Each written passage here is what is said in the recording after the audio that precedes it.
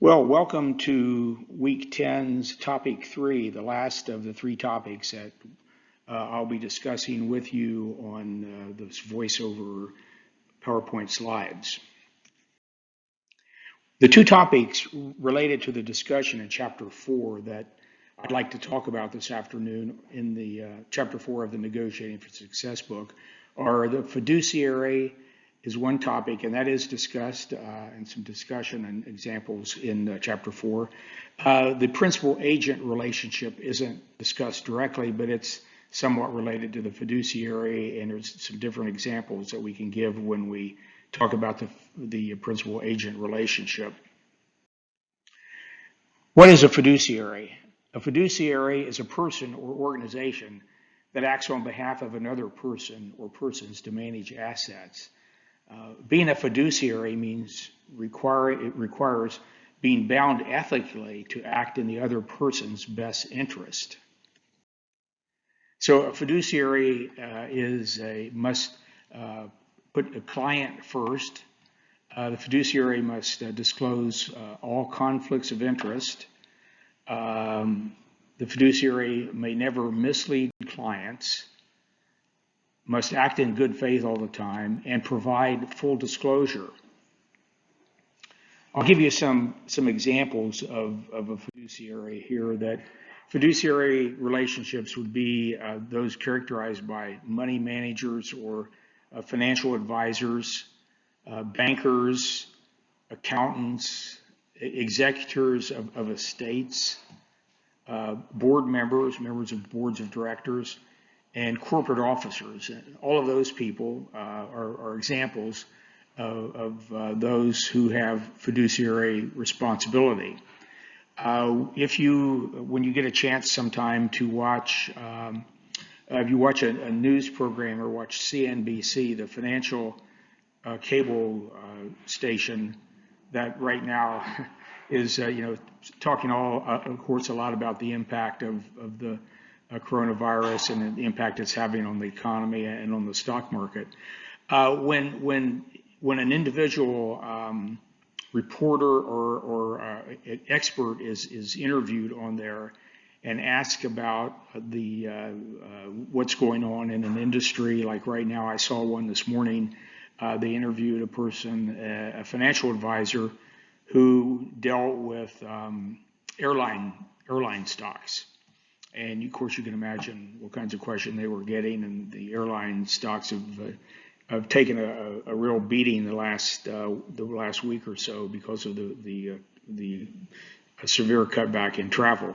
But in any case, when those financial advisors are giving advice about the airlines, in the background, right behind them on the screen, you'll see it'll talk about whether they have any conflicts of interest, whether it'll say whether they own stocks in any airlines that they're talking about, or that their family has any ownership of airline stocks, or if the company they work for, like an investment company, it might be like Schwab or TD Ameritrade or somebody like that, they would then ask them, they would be giving full disclosure by saying, basically what they're saying is, without saying it, it's being said for them. It's basically saying that here it's a person that's talking about the airline industry. They're giving advice on perhaps whether you should buy or sell airline stocks.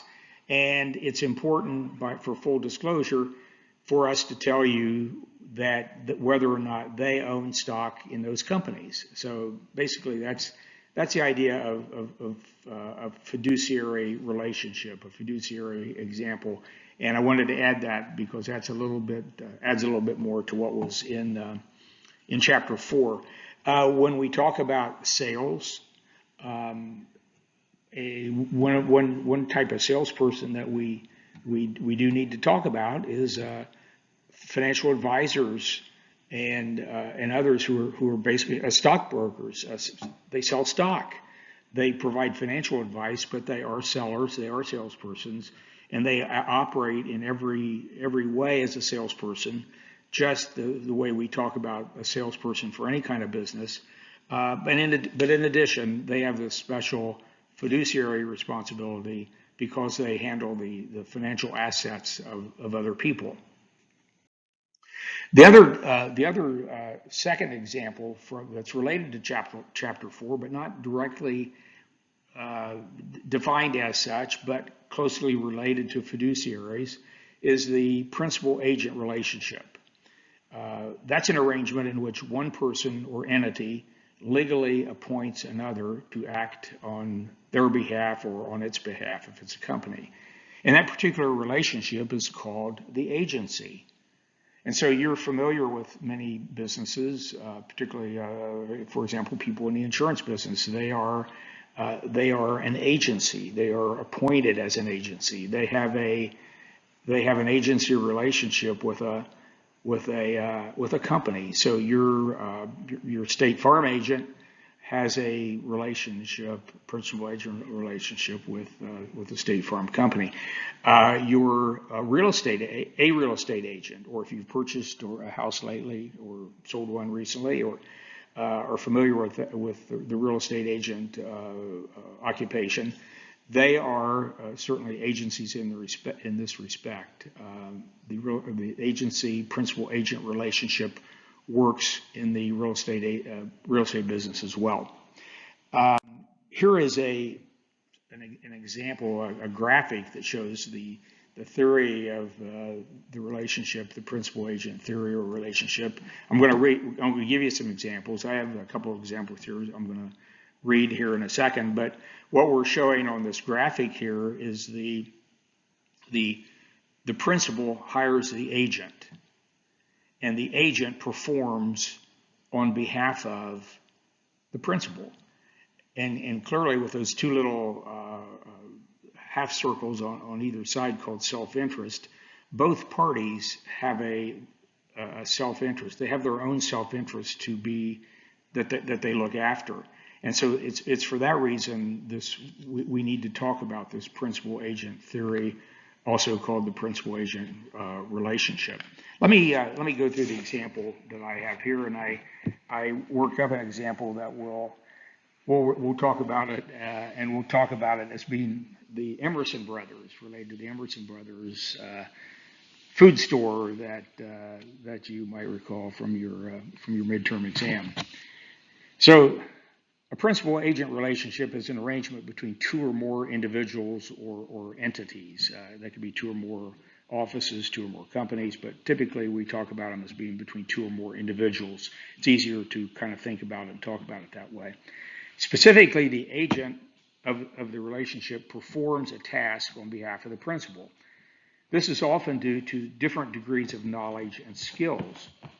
For example, if you hire out a contractor to fix your roof, you are the principal, while the roofing company is the agent. You do not have the skills to carry out roof repair, so you hire someone who has. Other examples may include hiring a lawyer, consulting a doctor, or following the advice of a financial advisor. In the Emerson Brothers company, the CEO is the principal, while managers of the individual stores in the supermarket chain are the agents. Similarly, the food store employees are agents, and the company and its managers are the principals.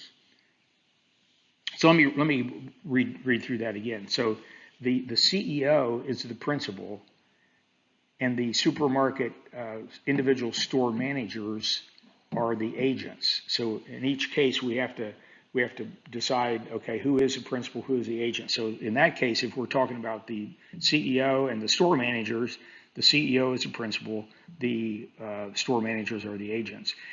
In the individual supermarket, in the individual store, the store manager and the company would be the principals, and the employees would be the agents. Okay, so again, you have to see who's working for whom, who's carrying out tasks for somebody. The people who carry out the task typically are the agents. Similarly, food store employees are agents, and the company and its managers are the principals. Okay, that's just to repeat. Central to the principal-agent relationship is the concept of trust that the agent will do what the principal expects. By hiring a contractor to fix your roof, you trust that the roofing company will provide the agreed upon service. And if you hire a real estate agent to sell your house, you are trusting that the agent will provide the service, that the agent will diligently try to sell your property. Going back to the roofing example, the roofer, on the other hand, is confident that you will pay for the job once it's done. The real estate agent is confident that you will pay for the job once it's complete, if the house has been sold. So likewise, the CEO of Emerson Brothers trusts that the store managers will carry out the company's plans, and store managers trust that the employees will perform the jobs they agreed to perform. So that what I've read to you there so far is basically the concept of what we call the principal agent theory or relationship. Now I'm going to talk about a problem, because if you were to Google this, you will find that various things will come in addition to seeing the word. If you put in principal agent, it'll come up principal agent theory, principal agent relationship, and also principal agent problem. And that's what I'm getting to now. The principal agent problem arises when the incentives of the principal and the agent conflict. Both the principal and the agent strive to maximize their utility or their usefulness. By doing so, but either the principal or the agent becomes worse off as a result. Let's say that you pay your roofer by the hour. By doing so, the roofing company realizes that by taking as much time as possible, it could earn a higher reward in the form of money. You are powerless to prevent this, as you know little about repairing a roof. That is because you have delegated, you as principal has delegated the responsibility to the roofer, who is the agent. So hence, there is a problem. Although the roofer has fixed your roof, you end up paying more than necessary. Now, in the food retailing example with Emerson Brothers, store managers might put their efforts into activities that are in their best interest, but not in the best interest of the company.